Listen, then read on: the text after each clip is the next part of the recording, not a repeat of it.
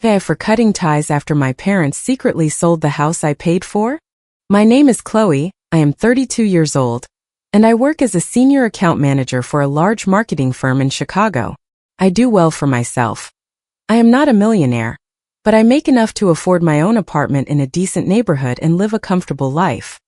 It took me years of hard work to get to this point, especially since I grew up far from the city, in a family where the motto was always, "We'll figure it out," even when we all knew deep down that things would not just figure themselves out. My parents and my younger sister, Jessica, live in a small town in central Wisconsin. By car, it is about a 7-hour drive if you leave at the crack of dawn and the interstate is clear. I do not get back home as often as I probably should. Between work, client meetings, and my own life here, the weeks just seem to melt away. Still, we stay in touch through phone calls, texts, and the family group chat. I have never been a fan of flying. If I can drive, I will always choose that. I just get in my car, put on a podcast, make my usual stops, and I am on my way. That is why, when my mom called me a month earlier, I did not suspect anything was out of the ordinary. "Sweetie, your dad is turning 60 in 4 weeks, she told me, her voice making it sound like the thought had just occurred to her. "We want to do something special for him." 60 years old. That number hit me. As a kid, I always thought that age was for people who were ancient, and suddenly here was my own dad about to hit that milestone. "Time really flies," I said to her. "So, what are you thinking of doing?" "Just a lunch here at the house. You know your dad. He hates going out to restaurants for celebrations. He just wants to be comfortable in his old recliner at home." That was him to a T. My dad would show up to a wedding in a faded polo shirt if you let him. As long as he was comfortable, he did not care about much else. That same day, I could not stop thinking about a gift. My dad has a fondness for good cigars. It is not like he smokes them every day, but on special occasions, he will have one and just relax, completely content. So, I went to a specialty tobacconist in the Gold Coast, one of those fancy places where everything costs more just for being there, and I found a beautiful humidor. It was made of polished cherry wood, with elegant brass fittings and a cedar-lined interior. It hurt my wallet to pay for it, but I thought, my dad deserves this. A few days later, my mom called me again. "Chloe, I've been thinking about the lunch," she started. "And honestly, I just don't want to spend the entire day cooking and then cleaning up. It stresses me out so much." That was my mom. If she felt overwhelmed by something, she would complain about it first and then drop the hint. "Okay, Mom," I said, already knowing where this was going. "What's the plan then?" "Well, we could have it all catered. There's a really good local place that delivers everything, ready to serve. But it's a little pricey, probably around $2,000 to make sure there's enough for everyone." And there it was. She never asked for money directly, she never said, "Can you send it?" She would just paint a detailed picture of the problem, making you feel like it was your duty to solve it. "Don't worry about it," I replied. "I'll send it over to you today." That same afternoon, I sent the $2,000 through Zelle from my banking app just like that. I was left with that familiar tight knot in my stomach that always appeared when my family needed something, but I pushed it down. It was my dad's 60th birthday. It was an important day. My mom called me about an hour later. "You're such a wonderful daughter," she said, her voice now light and cheerful. "Really, thank you so much. The lunch will be on Saturday the 15th. Are you coming?" "Of course," I answered. "I'll rearrange my schedule and be there." And that is exactly what I did. The next 3 weeks flew by. I wrapped up pending projects, made sure my clients were covered, rescheduled a few meetings, and took that Friday off so I could leave early and have a long weekend with my family. 2 days before, I sent a text to my mom. "Hey Mom, just confirming. We're still on for Saturday, right? I should get there around noon." "Yes, everything is perfect," she texted back. "We're so excited. Your dad's been asking about you all week. See you Saturday." I felt good, genuinely happy. The gift was wrapped, the food was supposedly taken care of, and I was going to see them, to sit with them, and feel that sense of comfort you only get from being in your childhood home, even if you do not live there anymore. On Friday night, I packed a small suitcase, checked the oil and tires on my car, filled up the gas tank, and placed the humidor carefully on the passenger seat so it would not get damaged. I set my alarm for an early start. If I wanted to get there on time, I had to be out of Chicago before the morning rush hour turned the expressways into a parking lot. On Saturday, I woke up, took a quick shower, and was on the road by 6:30 in the morning. The initial city traffic was heavy, but once I was out in the suburbs, the road opened up. I put on my favorite playlist, made 2 stops for coffee, 1 for a bathroom break, and everything was going smoothly. As I got closer to my hometown, I started to feel that pleasant flutter of anticipation, the kind you get from recognizing familiar landmarks, the curves in the road, the specific exits, like your body remembers the way home before your mind does. But when I turned onto my parents' street, something felt off. I stopped the car for a moment, just looking. It was the same house, the same facade, but there were small things that were different. The landscaping in the front yard looked altered. The porch had a different feel to it, the front door, even the doorbell button seemed new. But I could not put my finger on why. Dad probably fixed something up, I thought. Or Mom repainted or moved some planters around. I got out with my suitcase in one hand and the humidor held tightly against my chest. I walked up to the door. I pressed the doorbell, and the chime that sounded was not the one I had heard my whole life. It was a completely different tone. My stomach clenched.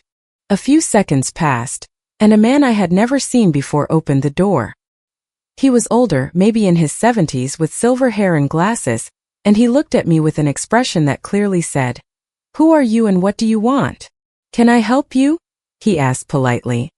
I just blinked at him, feeling foolish. "I'm sorry," I said. "I'm looking for my parents. This is their house. I'm Chloe, I live in Chicago. I came for my dad's birthday party." The man's brow furrowed, and then his expression softened with what looked like pity. "Ma'am, I think there's been some kind of misunderstanding," he said gently. "I bought this house 2 weeks ago. I don't know your parents." I felt the ground disappear from beneath my feet. "What do you mean you bought it?"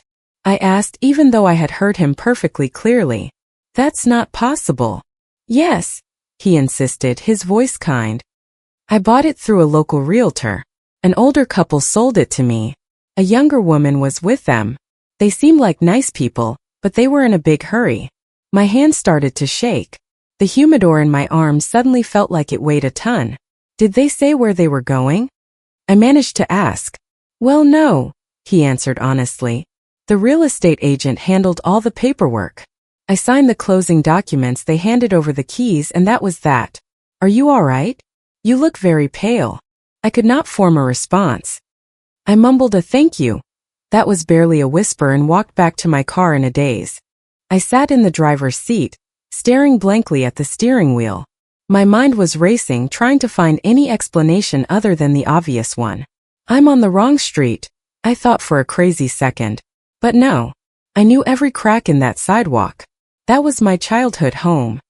That was the house where I had spent every Christmas, recovered from every flu, had every argument, and spent countless lazy Sundays. There was no mistake. With trembling fingers, I pulled out my phone and called my mom. It went straight to voicemail. No. I called my dad. Voicemail. I called Jessica. Voicemail. I called my mom again and again, as if the 11th try would magically work where the first 10 had failed. My heart was pounding so hard it felt like it would burst out of my chest, and my throat was closing up. My mind started playing out worst-case scenarios. A car accident, a robbery, something terrible. On the 11th attempt, my mom answered. "What is it, Chloe? Why are you calling so much?" she said, her tone not one of concern but of annoyance. "Mom, what is going on?" I blurted out. "I'm at the house and some man is living here. He says he bought it 2 weeks ago. Where are you? What happened?" There was a long, heavy silence on the other end of the line. The kind of silence that tells you everything you do not want to know. "Oh," she said finally. "Yes, we sold the house." The air rushed out of my lungs. "What do you mean you sold it?" I said, my voice rising. "Why didn't you tell me? What about Dad's party? What about the money I sent you?" "Everything just happened so fast, sweetie," she replied. Her tone so casual it was like she was telling me they had switched internet providers. "Jessica met a man online. He lives in Europe. He invited us all to come live with him. He said he has a huge house, a winery, a wonderful life. It's like a dream come true. We sold the house quickly, bought plane tickets and came here." Europe. The word felt like a punch to the gut. And Dad's birthday? I asked, my voice cracking. The party. Oh, we're celebrating it today over here, my mom said. It's much nicer than it would have been back there. This is the real deal. And the lunch at the house? I pressed. Then what did I send you $2,000 for? My mom paused for a beat. Chloe, don't start, she finally said, her voice laced with impatience. We're busy. We have guests arriving. And then I understood. There was no catering, there was no party, there was only one last shakedown for cash. I squeezed my phone so tightly my knuckles turned white. Mom, this isn't right, I said. You can't just sell the house and leave without telling me. I drove 7 hours. I'm standing here on the curb like an idiot. Chloe, calm down, she replied. This is a good thing. We're happy. And to be honest, you always want to interfere, to give your opinion and tell us how to live our lives. I was stunned into silence. What do you mean, interfere? I said. I have always supported you. Don't turn this into a drama, my mom cut in. And please don't try to find us. We're starting a new life. And then she hung up on me. That was when the full crushing weight of it all hit me. 4 years earlier, my parents had called me, both of them in tears. They had fallen behind on their mortgage. The bank was sending foreclosure notices. They were months behind on payments, plus interest and late fees. They were on the verge of losing the house. Chloe, please help us, my dad had begged me. It's just temporary. As soon as things turn around, we'll pay you back every penny. Listening to them broke my heart. It was my family, it was the house I grew up in, so I stepped in. For 3 consecutive years, I paid their full monthly mortgage payment every single month without fail. The payments were over $1,200 a month, on top of what I paid to help them catch up on the arrears. All told, it was nearly $50,000, money I could have used for a down payment on my own place, for my retirement, for my future. But I gave it to them so they would not lose their home. 6 months ago, we had finally paid it off completely. I remember I drove down and we had a celebratory dinner. My mom cooked, my dad opened a nice bottle of wine, and we all toasted. Now the house is finally truly ours, they said, beaming with happiness. I felt proud too, because even though no one said it out loud, I knew that house was safe because of me. And now they had sold it, pocketed the cash, and disappeared. I started to laugh, but it was a bitter, hollow sound. It was either that or be sick right there in my car. I realized it had all been planned. The call about the birthday, the story about the catering, the $2,000, all of it. They had already been gone for 2 weeks. And they still let me drive all the way to Wisconsin just to have a stranger open the door in my face. I tried calling them back. Now every call went straight to voicemail. They had already blocked my number. I opened our family group chat. It was gone, they had removed me. I checked their social media profiles. Blocked there too, as if I had never existed in their lives. I stayed on that street for a long time, just looking at the house from my car, the humidor still sitting on my lap. My eyes burned, but I did not cry. I felt a strange, profound emptiness, as if my body could not decide which emotion to feel. Then I thought of my Aunt Sharon, my dad's sister. She lived about 20 minutes away in another part of town. If anyone knew what was going on, it would be her. I called her. Hello, she answered. Chloe, what's wrong, sweetie? Aunt Sharon, I said, my voice barely a whisper. I'm at the house. A man opened the door. He said he bought it. Mom told me they sold it and went to Europe. Did you know anything about this? There was a pause and then a loud. What? Like she had just dropped the phone. Europe? She repeated. No. I sent your dad a text this morning for his birthday because he wasn't answering my calls. I just figured he was busy with the party. What are you talking about? I told her everything. The money, the fake celebration, being blocked, the phone call. They have crossed a line, Aunt Sharon said firmly when I finished. I cannot believe they would do this. After everything you did for them. You come over here right now. Don't you stay there one more minute. You're staying with me. We'll have some dinner and figure this out. I spent the night at her house, but I did not sleep. Every time I closed my eyes, I saw the front door, the man's face, the new doorbell, and I heard my mom's voice saying, "We sold the house," as if it were nothing. On Sunday morning, as we sat drinking coffee, I felt a shift inside me. The pain was still there, but it was accompanied by something new, resolve. "Aunt Sharon," I told her, "I'm done. It's over. They decided to lie to me, take my money, and erase me from their lives. Now I get to make a decision too. And I'm deciding to never have a relationship with them again." My aunt looked at me with concern in her eyes. "But Chloe, they're your family." "Family doesn't do this," I answered, my voice steady. "Family doesn't take nearly $50,000 from you and then disappear and block you. Family doesn't use you and then throw you away." On the drive back to Chicago, alone with my thoughts, I felt something I never expected, a sense of relief. It was as if a backpack filled with heavy rocks had finally been lifted from my shoulders. I was no longer going to worry about their mortgage, their financial problems, my mom's passive-aggressive comments, or their constant we'll-figure-it-out attitude. Not anymore.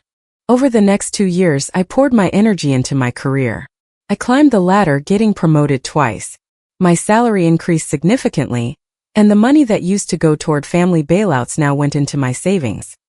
I started looking for a house of my own, a real one, not a rental, something that was mine and mine alone. Took a while. It was not easy.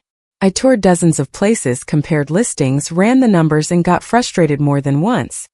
But one day I found a small house in a quiet, well-kept suburb just outside the city. It was not a mansion. It was a simple, solid house with a small backyard and 3 bedrooms. I could afford it because of my years of hard work and the savings that had previously been siphoned off by family emergencies. The day I got the keys, I walked through each empty room, feeling an emotion I barely recognized. Control. Peace. It was my house. No one was going to sell it out from under me. No one was going to touch it. I also started dating again. I met Michael through work. He was a consultant on a project for my company. He was straightforward, stable, and respectful. We had been seeing each other for about 6 months when my life took another unexpected turn. It was a Tuesday night. I was in my kitchen making dinner when the doorbell rang. I was not expecting anyone. I looked through the peephole and my blood ran cold. Standing on my front porch were my mom, my dad, and Jessica, surrounded by battered suitcases, their faces etched with exhaustion, looking like they had aged a decade. I stood perfectly still for a full minute. A part of me wanted to pretend I was not home, but my car was in the driveway. It was obvious I was there. I opened the door, but I kept the chain lock engaged. "How did you find my address?" I asked, my voice flat. "We asked around," my mom said. "Friends, old neighbors. You know how people talk. What do you want?" My mom, without another word, tried to push the door open to come inside. The chain held, but her entitled action ignited my anger. "Chloe, please," she said, and then she started to cry. "Forgive us, we made a terrible mistake. That man was a con artist." "Leave," I said, not shouting, but my voice was firm as steel. "Just listen," my dad interjected, his voice hoarse. "He didn't own anything, not the winery, not the house. It was all rented. For 3 years he kept asking us for money, for taxes, for business investments, for repairs. We gave him every cent we got from the sale of the house." Jessica just stared at the floor. "He swore he loved me. He said we were going to get married, and then one day we came home and he was just gone. He vanished. He left us with absolutely nothing." I looked at the 3 of them standing on my porch, trying to paint themselves as victims, as if they had no memory of what they had done to me. "So you barely had enough money to fly back," I stated. "Yes," my mom sobbed. "We have nothing, Chloe. Nothing. We have nowhere to go." And then my dad said it, as if it were the most natural request in the world. "We're your family. We're going to stay here with you until we can get back on our feet." I laughed. A short, sharp sound with no humor in it escaped my lips. "You seriously believe that's going to happen?" I asked. "After what you did to me." "We didn't steal from you," my mom said defensively. "That money was a loan." "A loan," I repeated, and in that moment my composure broke. "You never had any intention of paying me back, and on top of that, you sold the very house that I saved. You took everything." The 3 of them started talking at once. A jumble of excuses, pleas, and attempts to make me feel guilty.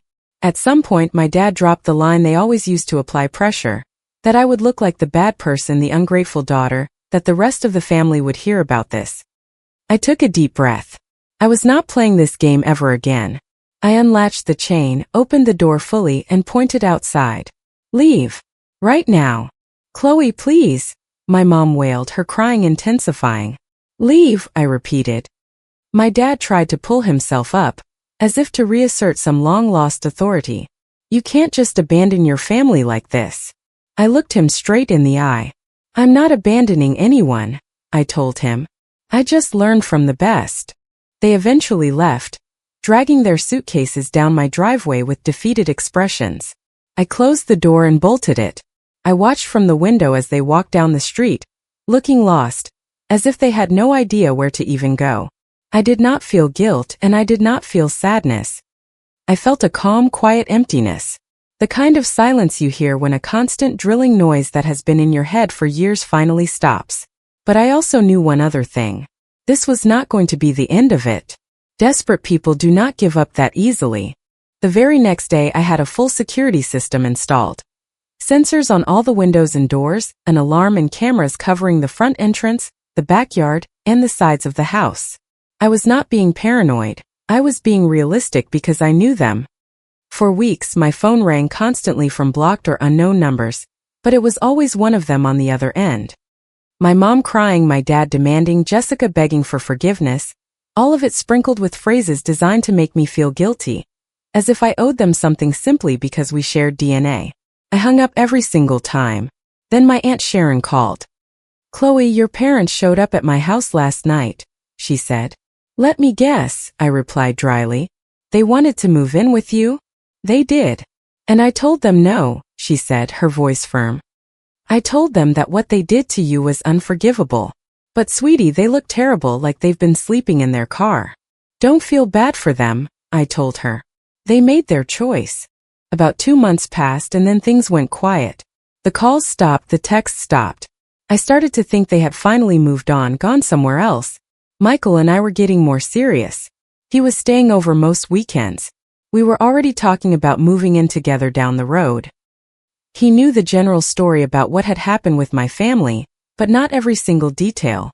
It was all so bizarre that sometimes I had trouble repeating it without feeling a sense of shame. Right around that time, my job sent me to Denver for 4 days. A flight out on Monday morning, a big presentation on Tuesday, meetings Wednesday and Thursday, and a flight back home Thursday night. The trip was a huge success. The presentation went perfectly. My boss even hinted that another promotion was on the horizon. I was on my way back Thursday evening, exhausted but happy. When the plane landed and I switched my phone off airplane mode, it immediately blew up with missed calls and text alerts. Most of them were from my security company. Urgent. Motion detected on your property. Urgent. Attempted forced entry at back door. Urgent. Authorities have been notified. Urgent. Intruders fled the scene. I felt my heart leap into my throat. I called the security company right there from the tarmac. Good evening. Is this Chloe? A man's voice asked. This is David from the security company. We've been trying to reach you. There was an attempted break-in at your residence today at 2:30 in the morning. 3 individuals tried to force open the back door. The alarm was triggered, and they fled before the police patrol car arrived. Can you see them on the camera footage?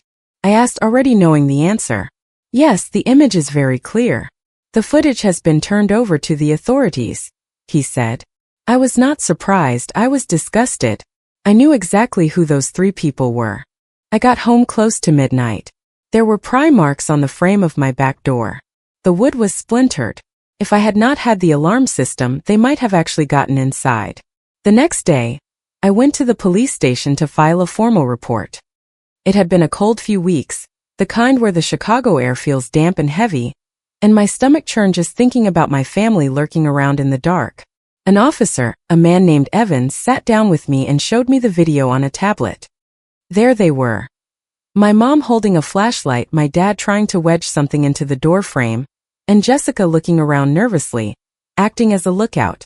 They looked like common thieves, because that is what they had become. Do you recognize these individuals? Officer Evans asked me. I took a deep breath. Yes, I said. They're my parents and my sister. The officer looked at me with a mixture of surprise and professional caution. Your family attempted to break into your house. Yes, I confirmed. And I want to press charges. At that exact moment, my phone rang with an unknown number. I answered it and heard my mom's voice. Chloe, please don't hang up. Officer Evans gestured for me to keep her on the line, and he began taking notes. What do you want? I asked. We know you're upset about last night, my mom said, trying to sound gentle. But we were desperate. We've been sleeping in the car for weeks. It's getting so cold. We just wanted to get inside for a little while, to get warm and rest. You wanted to what? I cut her off. Break into my house like criminals. We are not criminals, she cried. We're your family. Families don't do that, I replied calmly. And I have you on video. There was a dead silence on her end. You can't give that video to the police, she said, her voice filled with panic. They're going to take you into custody, Mom. I told her, looking directly at Officer Evans. I'm sitting with a police officer right now. He's already seen the video. A report is being filed. My mom started sobbing hysterically. You can't do this to us. We are your parents. You stopped being my parents the day you used me and abandoned me, I replied. To me, you are no longer family. You are 3 people who committed a crime at my home. We promise we'll leave, she begged. We will never bother you again. Just don't go through with this. It's too late for that, I answered. You should have thought about the consequences before you tried to pry my door open in the middle of the night. I hung up the phone. I looked at Officer Evans. I want an order of protection, I told him. I don't want them anywhere near me or trying to contact me ever again. The officer nodded. We can request a restraining and no contact order, he said. And if they violate it, their legal situation will get much worse. The file was opened, the video was logged as evidence, and the order was requested to keep them from approaching or contacting me by any means. A few days later, I was notified that they had been taken into custody in connection with the incident that morning. I did not follow up on the details of their case because I no longer wanted to live in their drama. All I wanted was to finally breathe. 2 years have passed since that day. Michael and I are engaged. We are planning a small wedding for next year. We are both doing well in our careers and we have started talking about adopting a dog. My house feels like a real home now, not a temporary space, not a trap. As for my parents and Jessica, I have no idea what ultimately happened to them. I assume they faced the legal consequences of their actions, and then had to continue their lives however they could. I do not know. And the most freeing part is I no longer care. Michael knows the entire story now. At first, he found it hard to believe that a family could do something like that, but he has seen the police report, he has seen the video footage, and he saw how I had everything documented. He told me something I will never forget. I'm so proud of you, he said. Not for winning a fight, but for finally taking care of yourself, for not letting them drag you down again. I still have the security system, not because I am afraid of them anymore, but because I like the feeling of being protected. It gives me peace of mind. It is a constant reminder that this house is my sanctuary, and I am in control here. Sometimes new friends or colleagues ask me if I miss my family, or if I ever plan on reaching out to them. The answer is always no.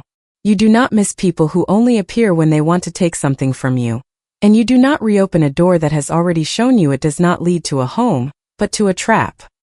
I have my own life now, my own house, my own future, and this time it is truly completely in my hands. Comment. Navigating relationships with the people closest to us can sometimes be the hardest challenge we face. Setting firm boundaries is not an act of anger, but a necessary step for your mental survival. You are allowed to protect your peace, even if it means walking away from those who constantly drain your energy. True love and family should be built on mutual respect, not on a sense of endless obligation or guilt. Healing begins the moment you stop waiting for an apology that might never come and start prioritizing your well-being. Your kindness is a beautiful gift, and it deserves to be shared with people who value it instead of those who exploit it. Building a safe space for yourself takes immense courage, and you have every right to decide who gets access to your life. Letting go of toxic cycles makes room for the genuine connections and stability you truly deserve. I hope today's video reminds you to value your self-worth and never feel guilty for choosing a peaceful life. If you liked it, don't forget to leave a comment and support the channel by subscribing. See you in the upcoming stories.